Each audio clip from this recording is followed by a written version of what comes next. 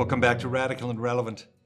Today's reading is from the Gospel of Matthew, chapter 9, verses 18 through 26. While he was thus speaking to them, behold, a ruler came in and knelt before him, saying, "My daughter has just died, but come and lay your hands on her, and she will live." And Jesus rose and followed him, and his disciples followed. And behold, a woman who had been suffering from a hemorrhage for 12 years came up behind him and touched the fringe of his garment.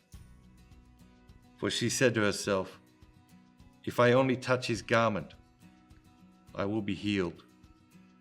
And Jesus turned, and seeing her, he said, "Take heart, daughter, your faith has made you well." And instantly the woman was made well.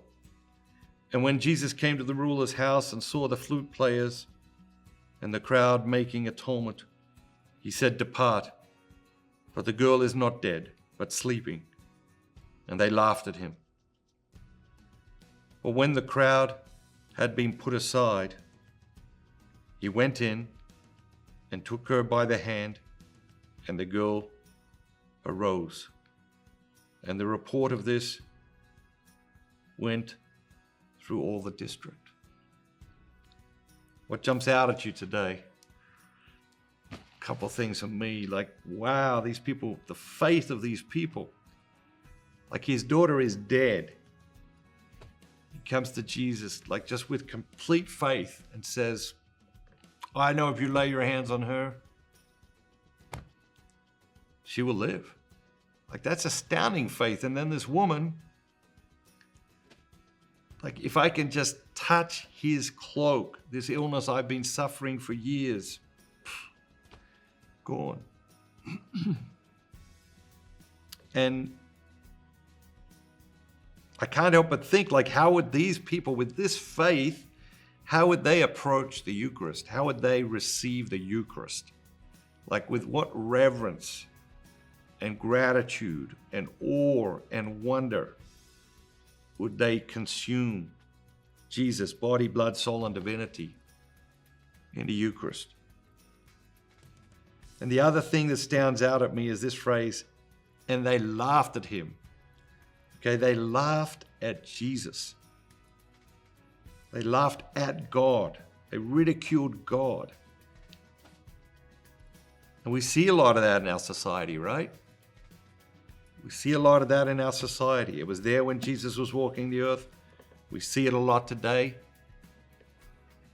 We shouldn't be surprised, but we should pray intensely for these people.